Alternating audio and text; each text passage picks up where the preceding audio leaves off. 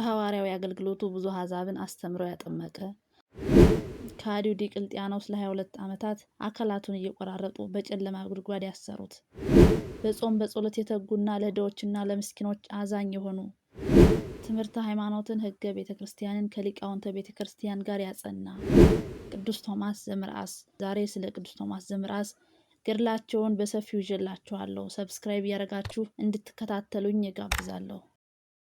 ቅዱስ ቶማስ ዘመርዓስ። ቶማስ ማለት የስሙ ትርጉም ፀሐይ ማለት ነው። በቶማስ ስም የሚጠሩ በኦርቶዶክስ ተዋሕዶ ቤተክርስቲያን የሚታወቁ በርካታ ቅዱሳን አሉ። ከነዚህ መካከል ቅዱስ ቶማስ ዘመርዓስ አንዱ ናቸው። ቅዱስ ቶማስ ዘመርዓስ ትሩፋቱና ገድሉን ሰው ተናግሮ ሊፈጽመውም አይችልም። እርሱ አስቀድሞ ከልጅነቱ ቅዱሳት መጻሕፍትን የተማረ፣ ገና በወጣትነቱ መንኖ ገዳም የኖረ፣ በጾም በጸሎት በሰጊድ ቀንና ሌሊትም በመትጋት ለድሆችና ለመስኪኖች በመራራት ተጠምዶ የኖረ ነበር። ቅዱስ ቶማስ መርዓስ በምትባል ሀገር የወጣ የንጋት ኮከብ፣ ጻድቅ፣ ገዳማዊ፣ ጳጳስ፣ ሐዋርያ፣ ሰማዕትና ሊቅ ነው። የእርሱ ሕይወት ኦርቶዶክሳዊ የክርስትና ሕይወትና የጵጵስና የሹመት ሕይወት ምን እንደሆነ በትክክል የሚያሳይ ነው።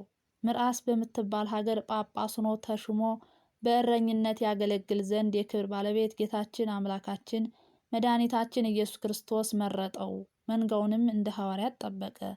ቅዱስ ቶማስ ዘመርዓስ በሐዋርያዊ አገልግሎቱ ብዙ አሕዛብን ወደ ክርስትና የመለሰና በዘመነ ሰማዕታት ብዙ መከራን የተቀበለ አባት ነው። ጨካኞቹ ቅዱሱን ለ22 ዓመታት አካሉን እየቆራረጡ ለጣዖታቸው ያጥኑ ስለነበር 2 እግሮቹ፣ 2 እጆቹ፣ 2 ጆሮዎቹ፣ 2 አፍንጫዎቹና 2 ዓይኖቹ አልነበሩም። ነገር ግን እንዲህም ሆኖ አልሞተም። እግዚአብሔርንም ማገልገል አልተወም ነበር። በመጨረሻም በዘመነ መናፍቃን አርዮስን ካወገዙት ሊቃውንት አንዱ ለመሆን የበቃ ነበር። ከሃዲው ዲቅልጥያኖስ በነገሰ ጊዜ ክርስቲያኖችን ሲያሰቃይ በነበረበት ወቅት ከንጉሱ መኳንንት አንዱ ወደ መርዓስ ሂዶ ቶማስ ዘመርዓስን በጭፍሮቹ አስያዘው። ጭፍሮቹ እንደያዙት ደብድበው በምድር ላይ እየጎተቱት ደሙ እየፈሰሰ ወሰዱት።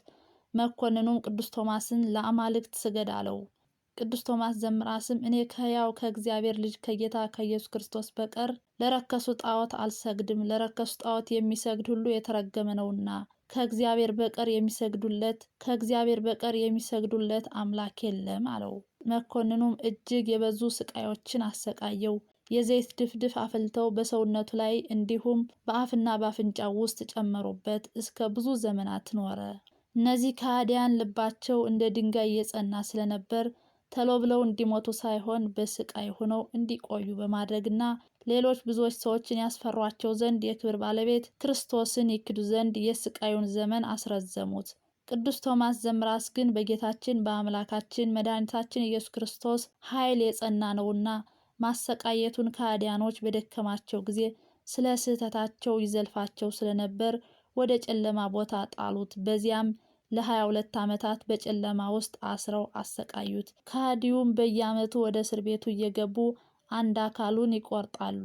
ከሃዲያኑ እጅና እግሩን በየተራ የቆራረጡትን የሰውነት አካላቱን፣ ከንፈሮቹን፣ ጆሮዎቹን ሁሉ በየተራ እየቆረጡ ለ22 ዓመታት ጣዖታቸውን ሲያጥኑበት ኑረዋል።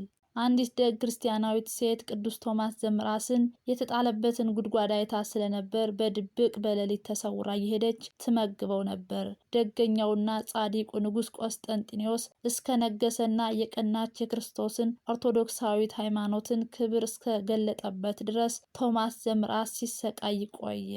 ንጉሥ ቆስጠንጢኖስ በጌታችን በአምላካችን መድኃኒታችን ኢየሱስ ክርስቶስ በመታመኑ የታሰሩ እስረኞችን ሁሉ በሀገሮች ሁሉ በወህኒ ቤት ያሉትን ይፈቷቸው ዘንድ አዋጅ አውጥቶ ሲያዝ ክርስቲያናዊቷ ሴት ሄዳ ስለ ቅዱስ ቶማስ ስለ እርሱ የሆነበትን 22 ዓመት ተጥሎ እንደኖረ ለካህናቱ ነገረቻቸው። በውስጥ ወደሚኖርበት ቦታ መራቻቸው። ካህናቱም አንስተው ተሸከሙት። እየዘመሩና እያመሰገኑ ወደ ቤተ ክርስቲያን አደረሱት። በቤተ መቅደሱም ፊት ለፊት በወንበሩ ላይ አስቀመጡት። ምዕመናንም ሁሉ በእርሱ እየመጡ ከእርሱ ይባረኩና የተቆረጡ አካላቱን ይሳለሙ ነበር። ቶማስ ዘመርዓስ ወደ 3 ምዕት ጉባኤ ሲሄድ ዙሮ እንዳያስተምር እግሩን ጽፎ መልእክታትን እንዳይልክ እጁን አካሉን ቆራርጠውት ስለነበር ደቀ መዛሙርቱ በቅርጫት ውስጥ አድርገው በአህያ ጭነው ወደ ጉባኤ ኒቅያ ይዘውት ሲሄዱ ከደረሱበት ቦታ አርዮሳውያን ሌሊት ካደሩበት አህዮችን አንገታቸውን ቆርጠው ጥለዋቸው ስለነበር እርሱም በጸጋ አውቆ ጎህ ሳይቀድ ተነሱ ጫኑ አላቸው። ቢሄዱም ተቆራርጠው አገኟቸው። ምኑን እንጫን እንዲህ አድርገዋቸዋል አሉ። ራሳቸውን ከአንገታቸው ግጠሙ አላቸው። ጨለማ ስለነበር አህዮች አንዲቱ ጥቁር አንዲቱ ነጭ ነበሩ። የነጭቱን ከጥቁሪቱ የጥቁሪቱን ከነጭቱ አድርገው ገጠሙት። ሲነጋ በብርሃን ሲያዩአቸው እንዲያውም ውበት ሆኗቸዋል። ወዲያው ቢባርካቸው ተነስተዋል። ንጉሥ ቆስጤንጢኖስ የከበሩ የ318 ኤጲስቆጶሳቱን በኒቄያ ሀገር እንዲሰበሰቡ ሲያደርግ ይህ የከበረ ቶማስ ዘምራስ ከሊቃውንቱ አንዱ ነበር። ከጉባኤው ሲደርሱ ንጉሡ ቆስጤንጢኖስ ወደ ጉባኤው ገብቶ ለቅዱሳን ሊቃውንት ሰላምታ ሰጣቸውና ከሊቃውንቱ ቡራኬ ተቀበለ።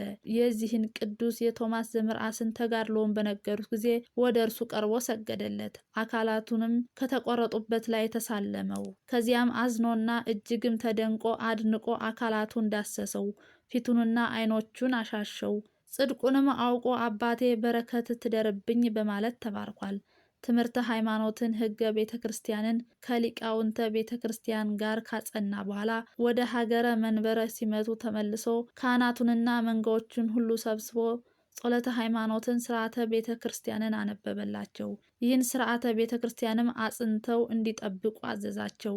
ጥቂት ዘመናትም ከኖረ በኋላ ቅዱስ ቶማስ ጵጵስና በተሾመ በ40 ዓመቱ ነሐሴ 24 ቀን አርፏል።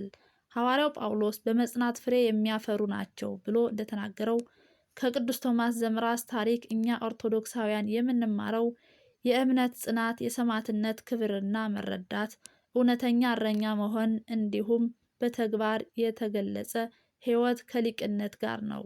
የጻድቁ የሰማዕቱ የሐዋርያው በረከት ረድኤቱ ይደርብን፣ አሜን።